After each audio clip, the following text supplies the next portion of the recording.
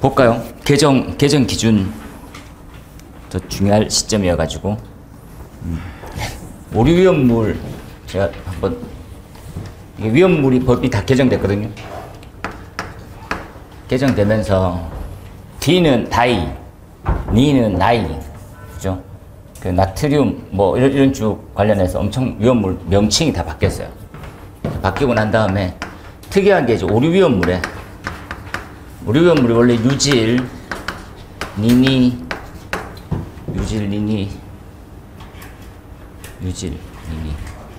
하디, 히죠.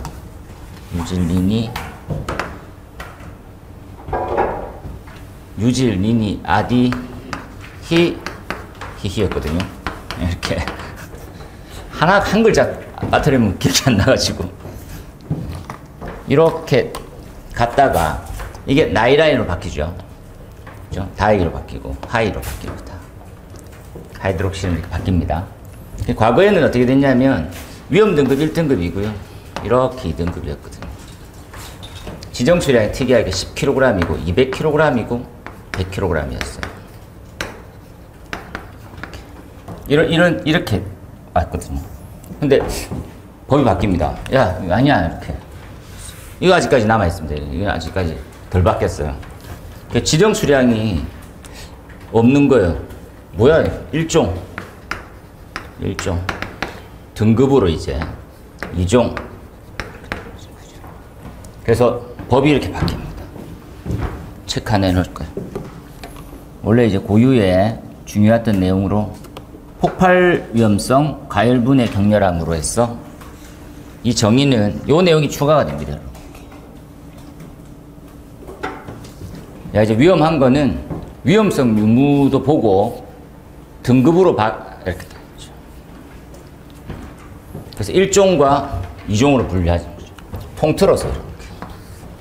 느낌상 얘가 1종이 되겠고 얘가 2종이겠지 생각했거든요. 그 1종, 2종은 어떤 실험을 하는 겁니까? 이런 거죠. 참고로 이 실험인 하부에 나와 있는 폭발성과 가열분해 성능을 같이 보거든요. 이게 105회 때인가 101회 때인가 기출입니다. 그래서 범주에 벗어나는 게 아니거든요. 그래서 내용이 뭐가 추가됐는지에 대해서 자세히 알아보겠다는 거지. 여기 봤더니 이렇게 나와 있죠. 아, 폭발성 시험은 뭐 하는 거냐 이거죠. 폭발성에 대한 위험성 정도를 파악했다. 폭발성 정도로 위험성 판단을 하려면 어떤 실험을 해야 되는 겁니까? 열 분석 실험을 하래요. 열 분석 실험. 다른 건 아니고, 열 분석 실험요. 보자는 거지. 표준 물질 있을 거예요. 표준 물질. 표준 물질로 테스트하고 시험 물품으로 테스트해라는 거죠. 두 가지를 먼저 이해해 보세요. 표준 물질이 있고 시험 물품이 있습니다. 시험 물품은 이제 다른 물질을 얘기하고요. 표준 물품은 테스트를 이제 기초를 세우는 거지. 아, 이렇게 하는 거다, 이렇게. 그걸 해보는 거죠. 그때 이제 보면, 요렇게 봅니다. 발열 개시 온도, 발열량. 이렇게 해서 이제 개념이 이제 정리가 되는 거죠. 표준 물질이 있는데, 이 표준 물질은 2.4, 다이나이트로톨루엔이죠. 그래서 다이가 D랬고, 디니트로톨루엔이었죠. 니트로톨루엔입니다, 결국은. 그래서 요 다이나이트로톨루엔과 기준 물질 이렇게 있죠. 기준 물질 이렇게 표준 물질이 있고 기준 물질이 있구나. 기준 물질은 산알루미늄입니다. 1g이죠. 파열 압력은 5메가파스칼 이상인, 그렇죠? 스테인리스에 대한 용기 같은데 넣고요. 그 다음에 측정하기 위한 장비 두 가지. 그렇죠? 시차 주사 열량 측정기라는 게 있고, 그 다음에 열 분석 장치가 있어요. 요 두 가지만 생각해 보면 되죠. DSC가 있고, 그렇죠? DTA에 딱 넣어놓고 이제 테스트 해보는 겁니다. 그렇죠? 네. 어느 정도 가열해서 올리는 겁니까? 하는 거죠. 분당 10도씩 비율로 해서 온도를 올리거든요. 쭉 올려가지고 5번 반복하는 거지. 5번. 반복해서. 그렇게 해서 나오는 온도. 열이 이렇게 오르면 얼만큼 뭐 온도가 상승하고 발열 개시 온도하고 발열량 각각에 대해서 평균치를 구하는 거죠. 그 다음 표준물질 두 번째 겁니다. 표준물질 두 번째 거. 이렇게, 그죠? 이번엔 과산화 벤조일하고 기준물질인 산화알루미늄. 이제는 이제 2g씩 넣어가지고 위에 있는 시험하고 똑같이 합니다. 그래서 뭐 이게 파열압력이 5메가파스칼짜리에 대한 스테인리스 강제 내에 넣었다 뭐 이런 것들은 큰 의미가 없고요. 그냥 이제 다이나이트로톨루엔이랑 산화알루미늄을 1g씩 넣어가지고 열량을 측정한 것을 5번 하면 그걸로 해서 열량 측정이 된다. 두 번째는 요런 물질로, 그죠? 표준물질 과산화 벤조일하고 산화알루미늄하고 2g씩 해가지고 동일한 시험해서 평균치를 구하는 거죠. 평균치를 구해놓는 거죠. 평균치 이렇게. 그죠? 그 다음 나온 형태는 시험물품. 시험물품은 뭐죠? 이 시험은 시험물질, 기준물질이다. 그죠? 예. 시험물질은 안 정해졌어요. 뭔지 몰라. 근데 기준물질은 정해져 있죠.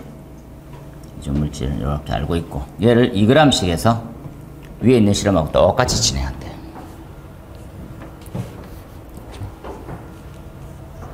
이렇게 합니다. 이렇게 딱 생각하면서. 중요한 내용은 판정 기준이다. 그죠? 판정 기준.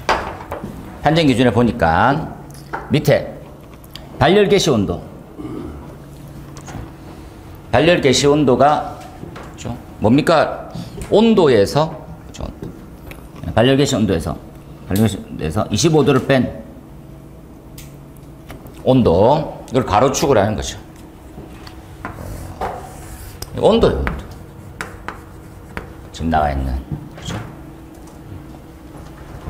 이제 보정 온도가 되겠죠. 보정 온도. 그러니까 세로축은 뭡니까? 세로축은 발열량이 되는 거죠. 발열량. 여기 발열량이고.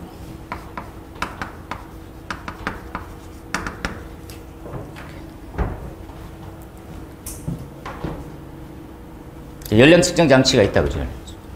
그럼 온도가 올라가면 발열량은 커지겠죠. 뭐 이렇게 꺼지겠지. 정해지진 않았지만 어떤 스타트 지점부터 이렇게 꺼지겠죠. 그걸 쭉 다 좌표도를 만들어내요. 그래서 좌표상에서 위쪽에 봤던 요 물질, 표준 물질에서 발열량에서는 0.7을 곱해서 얻은 수치, 그리고 보정온도, 그렇죠? 그 다음 나온 형태는 이렇게 한번 슬래시 치고요. 두 번째 거는 과산화 벤조일 발열량에 0.8을 곱해서 얻은 수치, 그리고 보정온도. 그리고 발열량이라는 것은 이렇게 나오는 거죠. 뭡니까? 톨루엔이라고 씁시다. 톨루엔은 0.7 곱했고요. 여기에다가는 과산화 벤조일은 0.8이 곱해져 있어요. 요 수치들, 이 수치. 요 좌표점을 이렇게 쭉 껐어요. 그래서 이제 보니까 시험 물품, 이제 이거 측정이 있죠. 측정거. 얘 발열량에 대한 측정치. 그렇죠? 요 금 꺼진 거는 얘네들이에요. 이건 미리 꺼놓은 거. 이건 기준입니다. 기준. 요까지를 내가 꺼놨다고. 톨루엔 해가지고 0.7 곱한 거, 과산화 벤조일 넣어가지고 0.8 한 거, 그 곡선들이 두 가지가 있겠죠. 그 다음에 시험 물품으로 위에 시험을 똑같이 했었을 때, 보정온도 대비했었을 때 딱 했어. 근데 그 좌표가 어디 나오면 직선이냐 위에 있으면 자기 반응성 물질이다 이렇게 나오는 거죠. 측정해 봤더니 여기 나오는 거죠. 이해되겠죠? 엄청 생각은 간단한 거니까 물질만 조금 조심해서 하나 외우면 좋아요. 요렇게 하는 것들이 열 분석 시험. 그러니까 말 그대로 시험 물품과 관련되어 있는, 그죠? 기준 물질을 넣어가지고 가열시켰을 때 발열이 얼마큼 되느냐 이런 것도 보는 거죠. 그죠? 톨루엔이랑 산화알루미늄을 섞어가지고 열이 얼마큼 나느냐 여기 보고 해서 표준한 선을 꺼놓고 그 위에 시험 물품이 나오면 이게 시험 물품이다. 그죠? 여기다가 나오게 되면, 그죠? 있으면 자기 반응성 물질 밑에 나오면 괜찮아요. 해당 온도의 발열량이 그 기준 물질보다 낮게 나오면 자기 반응성 물질이 아니고 높게 나오면 자기 반응성 물질이다 이렇게. 이해는 되죠? 별거 아니에요. 아무것도 아니죠. 그 다음 나온 형태가 가열분해성. 이게 좀 어렵다. 이게 어려울 줄 알았는데 더 안 어려운 것 중에 하나입니다. 요거는 위험물안전관리법의 세부 기준을 보면 그림 엄청 더럽게 나와 있거든요. 이 그림이 그 기술원의 자료도 또 나와 있어요. 거기 그림은 좀 선명해서 걔 겁니다. 걔 겁니다. 근데 이것도 열심히 그리고 앉아 있으면 나만 불합격. 수치 아무것도 안 중요해요. 뭐가 중요합니까? 합시다. 압력 용기 시험입니다. 압력 용기 시험. 시험 장치는 용기가 몇 가지가 있어요. 잘 이해합시다. 압력 용기가 있고요. 압력 용기가 있고 시료 용기가 있어요. 이걸 잘 구별해야 돼요. 먼저 시료 용기. 그리고 가열기가 있어요. 가열기는 가열기 이렇게. 세 가지가 다르다 이렇게 생각을 하세요. 압력 용기는 이 아이. 시료 용기는 여기다 넣을 거예요. 시료 용기는 이렇게 내가 넣을 거예요. 되겠죠? 이 압력 용기를 가열기에 넣을 거예요. 이해됩니까? 뭐 어렵고 이런 건 아니니까. 그래서 그 세 가지 세 놈으로 될 때, 이 아이가 시료, 이 용기는 압력 용기, 이 용기를 가열기 안에 넣을 거란 말이에요. 이해하세요? 그래서 요 중요한 내용은 얘가 파열판. 이게 중요하지. 좀 더 진하게, 얘가 좀 더 다른 색깔로 해볼까요? 이렇게. 얘 아이가 파열판. 색깔이 좀 더 진하게 되는데. 이렇게 봅시다. 파열판입니다. 그 다음에 오른쪽이 오리피스판. 이게 중요해요. 중요한 거 둘 다. 오리피스 사이에 구멍 나와 있는 거 보입니까? 구멍? 이 구멍을 잘 봐야지. 그래서 이렇게 해서 다시 한번 뭡니까? 불소, 고무재 등의 내열성 가스켓을 넣어서 구멍 직경이 여기 요 동네 0.61 9mm인 오리피스판이 있어요. 이거 한번 줄쳐놓읍시다. 오리피스판의 규격. 되겠죠?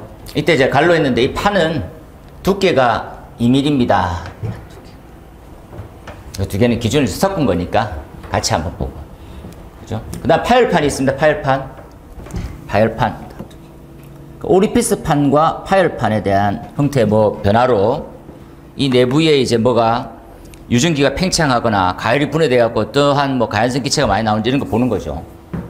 그래서 요 용량은 200cm, 약 200ml 정도 되겠네요. 200ml 정도 되나요? 센티미터고 리터죠. 200이면 단위 한산 나중에 해봅시다. 시료 용기 요만합니다. 3cm, 5cm, 4cm로 되죠. 간단하게. 그 상부가 개방되어 있는 원통형이니까 출력이 700W짜리에 전기로에 집어넣어요. 그 다음에 압력 용기 바닥에 실리콘유 5g 넣은 시료 용기 동그라미 딱 쳐주세요. 시료 용기 딱 됐죠. 넣고 압력 용기를 가열 용기에 넣고요. 가열기를 가열해요. 그러면 실리콘유 줄 한번 쳐볼까요? 100도에서 200도 사이 분당 요것도 60초로 되어 있었는데 1분 위에 것도 60초거든요. 1분에 40도 비율입니다. 위에는 1분에 10도 비율이에요. 요거 이렇게 요거 한번 딱 체크하고 위에 보이죠 이거? 분당 10초 비율 밑에 거는 분당 40도 비율이에요. 위에는 10도 비율이고 상승하도록 해서 전압 전류를 설정해놔. 가열기 자체를 이렇게 세팅해 놓는 거죠. 그래서 1분에 40도씩 올라가게 딱 조절해 놨어요. 30분 동안 가열을 계속 해볼까요? 30분. 그리고 이제 파열판 위에는 물을 얼만큼 채운다라는 말이 없는데 채워요. 원래 이제 이게 기준이 좀 달라가지고 여기서는 그 위험물안전관리법의 이 기준 세부 기준에는 발효고라고 적혀 있고요. 그 형식 승인의 그 세부 세칙으로 가보면 채우고라고 적혀 있어요. 채우는 게 맞을 겁니다. 그러니까 약간 경미하게 채우는 거지. 위에 파열판 위에 물을. 틈새가 지금 잘 안 벌어지려고 이렇게 하는 등등 있겠지 뭐. 그 다음에 압력 용기를 가열기에 넣고 시료 용기를 가열하는 거죠. 그러니까 시료 용기를 압력 용기에 넣고 압력 용기를 가열기에 넣었다 이렇게 생각하시면 더 편합니다. 이걸 몇 번 하라면 해서 주된 건 뭡니까 이거? 파열판이 파열돼 안 돼? 이런 거다. 첫 번째 이게 중요해요. 파열판이 파열되는 것으로 하되 이게 판정이에요. 자, 원 판정 요거 하나 하고 아래쪽에 등급 매기는 것도 달라. 이게 법이 황제 바뀌어가지고 얘가 생겼거든요. 그래서 좀 외우셔야 될 것 같아요. 이게 생각보다 엄청 쉬워요. 또 뭡니까 그러면 1mm 오리피스 판이 파열되지 않아요. 1mm 오리피스 판으로 했는데 위에 있는 파열판이 파열되지 않는데 이건 다시 한번 말씀드릴게요. 요거를 뭐 쓰느냐에 따라 가지고 이게 파괴되는지를 확인하는 시험. 이걸 구멍을 좁히면 전기가 더 많이 팽창하겠죠. 그럼 이게 쉽게 파열하잖아. 그러니까 오리피스 판을 뒀을 때 파열판이 어떻게 돼가 핵심이에요. 잘 한번 보세요. 그래서 0.6, 1mm, 9mm짜리를 쓰는데 요거 지금 우리 판정일 때는 과거에는 0.6, 1mm, 9mm를 했거든요. 그래서 등급만 매겼어. 등급. 아니 그 지정 수량만 매겼어요. 다시 한번 이렇게 설명해 볼까요? 옛날에는 여기 몇 킬로? 10kg, 예, 200kg, 100kg 했잖아요. 옛날 실험은 지정 수량을 얼마를 해야 돼를 따지던 거였어요. 이게 지정 수량. 이게 200, 110이었습니다. 이해됩니까? 과거법에는. 근데 그게 지정 수량이 없어졌어. 야, 너 없어졌어. 이제 오류위험물은 지정 수량에 대한 기준이 없어. 없어. 그래서 어떻게 해? 야, 이렇게. 지정 수량은 어떻게 시켜? 모르지, 그거 나도. 뭐, 내가 아니, 임마. 없어. 그래서 요거 1mm인데 파열판이 파괴되지 않아요. 그럼 넌 3등급이야. 3등급. 그 다음에 1mm인데 파괴됐어. 2등급이야. 9mm인데도 파괴가 돼. 그럼 진짜 위험하겠죠. 그 1등급인 거지. 되겠죠? 요거는 위험 등급이 아닙니다. 또 이상하게 착각해서 나한테 갖고 오면 또 내가 서로 화를 엄청 많이 내지. 내가 어디에서 위험 등급이랬어? 그냥 등급이랬지. 등급 매기지. 이게 어려운 게 이 등급 가지고 표로 대입시켜요. 그래서 이제 큰 그림 봅시다. 가열분해성 시험으로는 요 등급 요렇게 하고요. 위쪽에 있는 열분해성 시험이죠. 열분석 시험 요렇게 와요. 그래서 위쪽에 압력 용기 시험은 시험입니다. 됐네요. 압력 용기 시험은 바로 위에 거 요거. 요걸로 등급 1, 2, 3등급 매기고요. 위에서 봤던 열분석 시험, 폭발성을 따라보는 열분석 시험으로는 왼쪽에. 그렇죠? 그래서 열분석 시험에 했을 때 위험성 있어? 있어. 등급이야? 1이야? 1. 그럼 1종으로. 그 다음에 2등급이에 등급 2입니다. 그럼 2종이야. 등급 3였습니다. 그래도 2종이야, 너는. 되겠습니까? 위험성이 있으니까. 그 위험성이 없대. 없어도 등급 1이면 1종이고, 등급이면 2종이고, 등급 3이면 위험물 아니래. 어려워졌어. 그래서 준비를 해야 돼요. 이제 막 개정됐거든요. 그래서 개정 시행이 지금 이르렀기 때문에 이게 요걸로 바뀔 때부터 심상치 않았습니다. 과거에 지정 수량으로 해서 그냥 뭐 넘어가자 했었는데 이걸로 바뀌어가지고 엄청나게 큰 변화입니다, 이제. 그렇죠? 그래서 전혀 다른 메커니즘을 가지게 됐으니까 저는 이제 요 실험은 사료 위험물 실험이 가장 중요하거든요. 사료가 3번 나왔으니까. 사료의 인화점을 확인하는 시험이 제일 중요해요. 이것도 요약하면 얼마 안 되거든요. 그것도 자료는 곧 나갈 거지만. 그 다음에 오류가 개정됐어요. 그래서 조금 시간이 있는 놈이면 낼 거니까 준비하시면 됩니다. 요거 한 번 나올 때까지, 근데 한 번 벌써 기출됐어요. 100일 했대. 그렇죠? 그러니까 얘는 야, 이게 나오겠어? 이런 거 하면 안 돼. 벌써 나왔어. 그런데 개정됐으니까 더 조심해야 돼요. 보통 이렇게 설명하면 마음속에는 안 나올 것 같은데 자꾸 그런 말 한다? 그런 생각 안 했을 것 같은데 라고 나는 또 얘기하고 요렇게 됩니다. 이렇게. 그래서 요 부분을 폭발성보다는 이렇게 좀 열 분석 시험으로 갑시다. 열 분석 시험. 네, 열 분석 시험이 더 맞을 것 같아요. 열 분석 시험은 단순합니다. 이게 개념만 좀 어렵죠. 용어들. 표준물질, 시험물질이 있다, 그죠? 표준물질, 기준물질. 그 다음에 시험물품이 있죠. 세 가지. 표준물질과 기준물질로 인해서 1g 또는 그 산알루미늄 밑에 있는 과산화 벤조일은 2g 실험을 넣어가지고 발열량 그래프를 그려놔요. 이게 기준의 그래프입니다. 그 발열량 그래프에 대한 발열량의 수치는요, 톨루에는 0.7을 곱했고, 과산화 벤조일은 0.8을 곱해가지고 수치를 그려놨어요. 각 온도별을 했었을 때 어느 정도까지 발열량이 상승하는지. 이건 이런 곡선일 수도 있고 좀 더 가파를 수도 있습니다. 그건 정해진 건 아니니까 실험실에 대해서 다시 한번 가지고 올게요. 그런데 내가 시험을 해봤어. 시험을 해봤거든요. 시험 물품이 해봤는데 이 곡선보다 위에 있더라. 그러면 자기 반응성 물질 열분석 시험 결과상. 그렇게 해놔서 하나 대상인 거죠. 그러면 이러면 뭡니까? 위험성이 있다 이렇게 생각하는 거예요. 자기 반응성 물질이 되는 겁니다. 그렇죠? 그렇게 해서 한번 보고 아래쪽입니다. 요거 이렇게. 요거 잘 이해하세요. 지금 아래쪽에 나와 있는 형태는 등급을 매기는데 지금 나와 있는 것들은 시료용기, 압력용기, 가열로가 있었어. 그렇죠? 그래서 그림만 대충 그려놓으면 됩니다. 위에는 파열판이고 파열판이 터져 나오면 위험한 거예요. 근데 옆에는 구멍을 뚫어놨어. 오리피스. 이렇게 구멍을 뚫어놓으면 유전기가 빠져나간단 말이에요. 그 전기가. 그죠? 그 전기가 빠져나가는 것들은 구멍을 넓게 했을 때도 위에가 터졌어. 그럼 진짜 위험한 거지. 그걸로 해서 분류된 등급이 이렇다는 거지. 그죠? 그래서 지금 녹색으로 표시되어 있는 형태는 다 개정된 겁니다. 완전 개정된 거라서 좀 보시는 게 좋아요. 그래서 파열판의 파열이 가열분해성 시험 결과에 대한 문제가 되긴 하죠. 그래서 쓸 때 어떻게 1mm, 1mm, 9mm로 되어 있어서 3등급, 2등급, 1등급으로 그 등급을 넣어서 1, 2, 3을 맺었더니 1종, 1종, 2종, 2종 여기까지만 2종. 이건 위험물 아닌 거. 그래서 이것들도 암기하기 편하게 이렇게 생겼습니다. 이렇게. 그렇죠? 이건 아니다. 이렇게. 그래서 그렇게 한번 이해를 해보시면 좋을 것 같네요. 그 다음 나온 형태가 예방규정이 하겠습니다. 저 이 문제 엄청 좋아하거든요.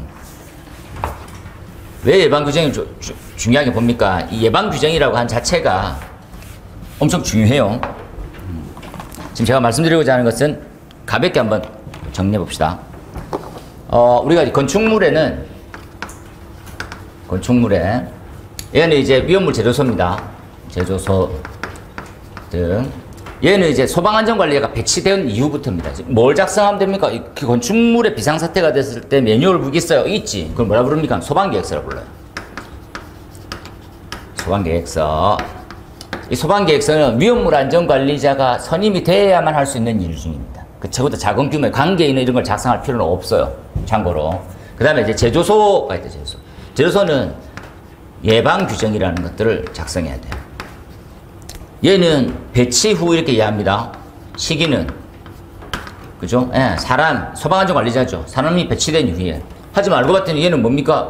얘는 시작 전입니다, 시작 전. 제조소를 시작하기 전에. 시작 전. 제출의 유무 한번 볼까요? 제출해야 됩니까? 이렇게. 그런 거 없어. 심지어는 뭡니까? 작성해 뒀더라도 소방관이 나와서 보지 않는 이상 그 서류가 제대로 됐는지를 아무도 알 수가 없어요. 판정 기준이 없어. 그럼 자기 마음대로 하는 거예요. 심지어는 옆 건물 거 그대로 카피해서 옮기기도 했었거든, 과거에. 그 가보니까 뭡니까? 그런데 11층에 화재 난 것으로 가정하겠다. 7층짜리 건물인데. 이게 뭔 말입니까? 아유, 근데 그러지 말랬는데. 뭘 그러지 말라? 옆 건물이 15층짜리인데 그걸 그대로 카피해서 13층에서 12층에서 불렀는 거라. 근데 이 건물은 7층인데 이 13층에 훈련이 말이 되냐, 시나리오가. 아우, 죄송하다. 이런 거지. 근데 얘는 뭡니까? 시도지사에게 제출해야 돼요.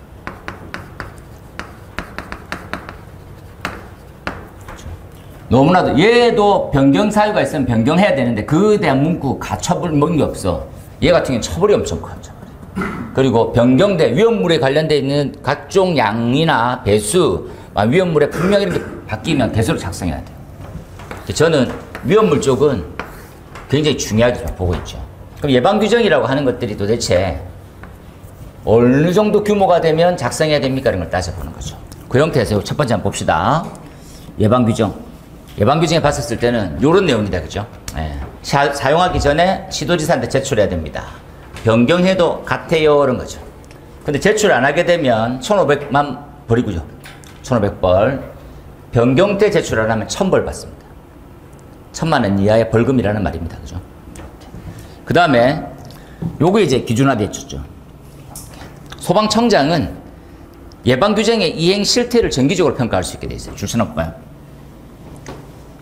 예방규정의 이행 실태입니다. 그럼 기존의 기출은 뭐가 나왔습니까? 원래 이제 위험물 쪽에서는 이게 엄청 중요해요. 엄청. 이거보다 중요한 내용이 잘 없을 정도까지 엄청 중요했었는데 얘보다는 밑에 있는 내용이 나왔어. 그러니까 다들 뻗었어요. 요즘 121회 때 보입니까 이거? 이게 10점짜리인가? 돌았나? 돌았나? 25점짜리 아닌가요? 다시 한번 봐야 되겠네. 이상하네. 10점 하면 사람 죽이겠단 말인데. 요거 중요하고요. 요거 대상. 대상 저는 암기 했던 거 재미삼아 기억납니까? 이암. 그죠? 이지는 정기 점검이니까 나중에 놔둬놓고 11조 이렇게 외워버렸어요. 11조. 그리고 100, 150, 200 하면 외내 외탱 이렇게 외우세요. 다시 한번 이암 이송취급소 안반탱크 저장소 11조 지정서 10배 이상의 일반 취급소 제조소 100, 150, 200 외내 외탱 이렇게 라임 하듯이 외우세요. 그 다음에 제외사항 있죠. 먹고 사는 문제 가까우면 사료일 경우 이거 조금 더 이해하면 좋습니다. 저는 이 부분 좀 중요하게 보기 때문에 사료 위험물인데 특수인화물은 반영하면 안 됩니다. 특수인화물은 위험하기 때문에 예방규정 무조건 넣어야 돼요. 특수인화물은 안 돼. 특수인화물을 제외한 나머지 위험물은 이렇게 정리하는 거죠. 지정수량 50배 이하의 일반 취급소로서 아래의 형태를 가지고 있으면 안 해도 됩니다. 지정수량 50배 이하라는 것은 안 위험하다라는 말이거든요. 일반 취급소로서 다 일반 취급소예요. 그런데 일석이류, 알코올류 같은 경우에는 10배로 보일러 버너, 위험물 용기 옮겨 담는 거 이런 것들 안 해도 됩니다. 이게 뭐 어렵게 느껴지는 건 아니지만 문구상 이해가 안 되는 범위가 있어요. 다시 볼까요? 자, 제외입니다. 제외. 이러한 일반 취급소는 제외됩니다. 일반 취급소죠. 예방규정 안 해도 된다. 첫 번째, 위험물에 대한 유별은 사료 위험물일 때. 사료만 되세요. 사료 중에서 첫 번째, 사료 위험물 중에서 첫 번째는 뭡니까? 특수인화물은 제외할 수 없어요. 특수인화물은 아닙니다. 특수인화물은 뭐 예방규정 해야 돼요. 대상입니다. 무조건. 그 다음에 두 번째, 맨유하고 맨유는요. 일석이류하고 알코올류. 알코올류는 10배입니다. 10배. 그 다음에 두 번째, 그 외죠. 2, 3, 4 동식물류. 얘는 50배거든요. 요만큼으로써라는 거죠. 뭐 할 때 쓰는 거냐? 위험물 용기에 담거나 용기, 차량에 이렇게 대략 외우시면 됩니다. 사료 위험물을 보통 연료로 많이 쓰거든요. 그래서 보통 용기에 담아서 쓰거나 차량에 담아서 옮기고 할 때는 그걸로 예방규정을 만든다. 그건 좀 너무 과한 거죠. 보일러에 쓸 거라니까요. 이런 거죠. 보일러 빠졌네. 보일러에 쓰는 그런 기름을 운용하는데 예방규정을 해라? 에이, 그건 좀 과하지. 이런 거죠. 여기까지 이해는 되죠? 네, 여기까지. 그 다음에 얘가 나왔어요. 예방규정에 대한 포함사항이죠. 이것도 기존 기출이라 가지고 보고 가셨으면 합니다. 근데 얘가 좀 더 과하긴 해요. 어렵지. 여기까지 외웠으면 거의 위험물 쪽도 한 일각이 있는 거죠. 지금 제가 말씀드리고자 하는 내용은 얘입니다. 이행실태, 평가대상, 그리고 이행실태에 대한 평가 절차. 요게 이제 세부안으로 지금 나왔어요. 법으로. 2024년에 7월 2일자로 나왔기 때문에 보자는 거죠. 그럼 이행실태를 평가하려고 하면 평가 대상은 어느 정도입니까? 위에서 봤었을 때 요거 합의 지정수량 3,000배 이상일 때 이때만 한다. 그 다음에 청장이 필요하다고 인정이 돼요. 위험성을 고려해서 보니까 좀 필요한 것 같아. 그러면 좀 여기서는 이제 다르게 평가할 수 있다 이렇게 나와 있는 거죠. 평가 방법을 다르게 할 수 있다.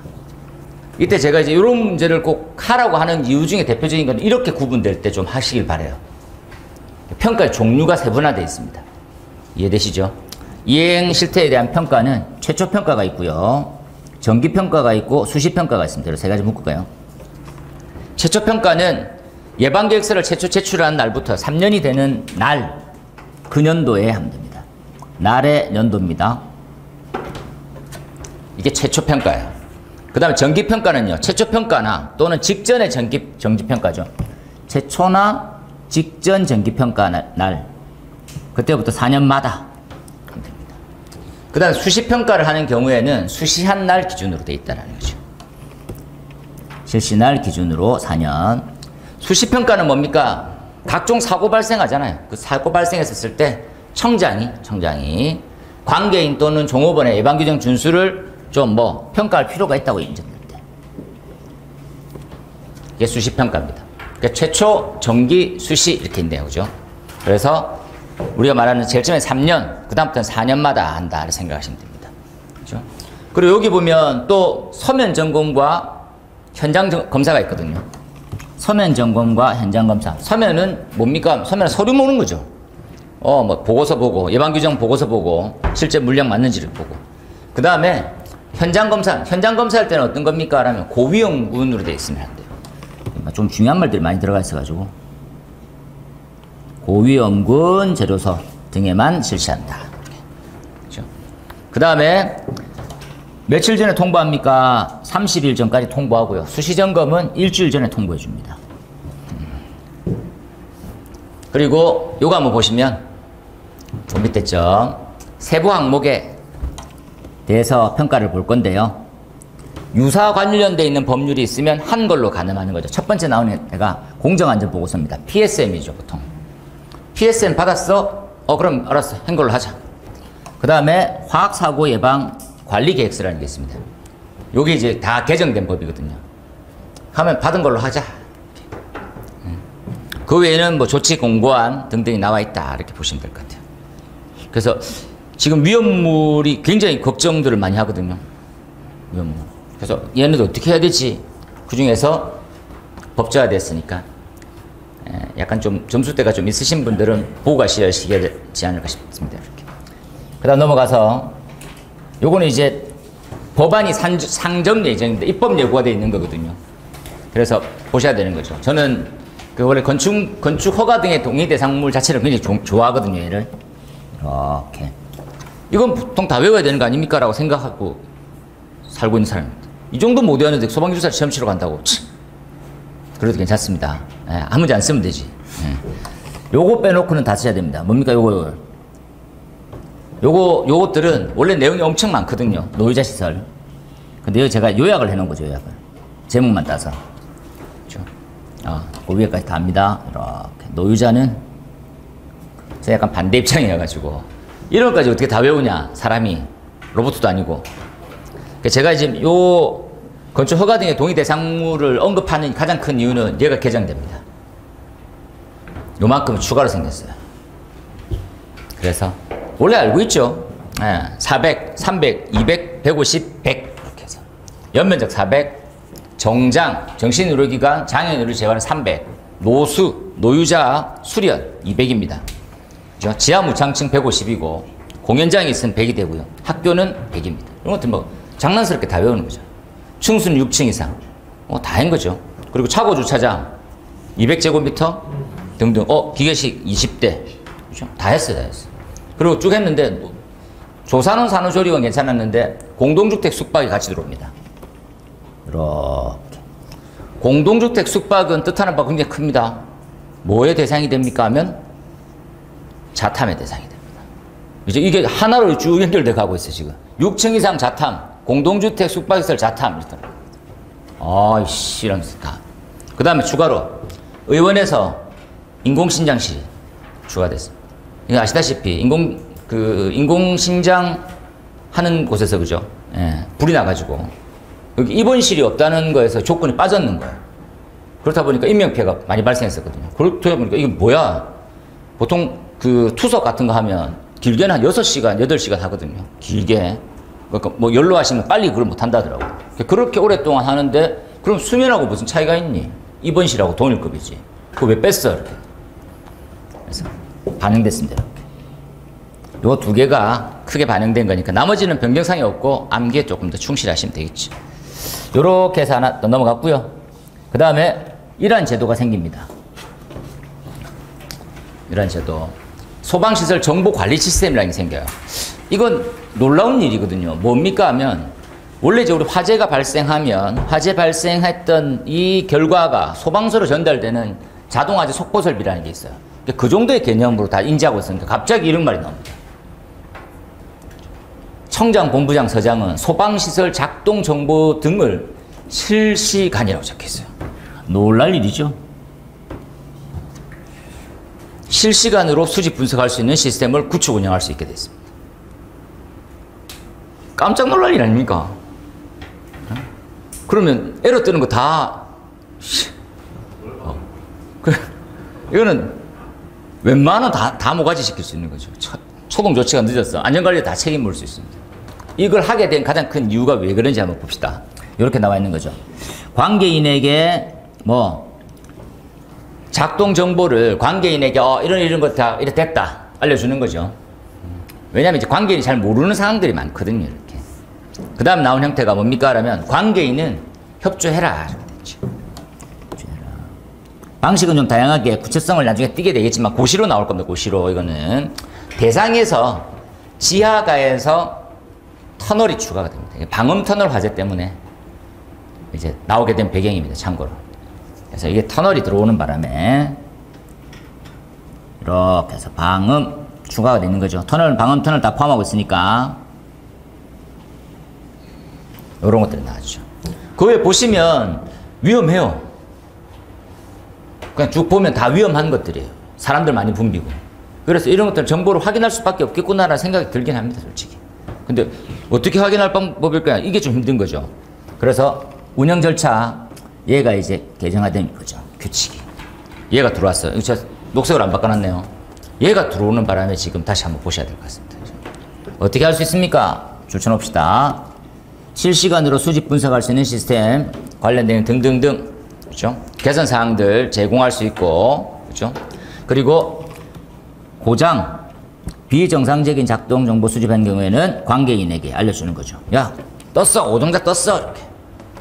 그렇죠? 전담 인력 두고 그 외에 청장이 고시할 거다라고 하는 내용들. 그래서 저는 다른 것보다는 대상 보고 가셨으면 좋겠다는 생각이 드네요. 그렇죠? 그래서 배경적 지식은 뭐 그냥 한두 줄로 이해만 하시고요. 답은 적을 필요 없으니까. 그래서 지금 나와 있는 이 형태, 소방시설 정보관리 시스템이라고 하는 제도가 있더라. 그렇죠? 그다음 점프해서 방염이죠. 방염은 뭐 모르면, 세 가지를 모르면 시험 치러 가면 안 되죠. 맨날 시험 치러 가지 마. 그래서 안 가는 사람도 꽤 있더라고. 가지 말아서 안 간다 그랬어. 방염 대상 무조건 해야 되는데 방염 대상에서 하나 추가됩니다. 그렇죠? 뭐가 추가됩니까? 의원이었는데 구체적으로 치과의원, 한의원 이렇게 들어가는 거죠.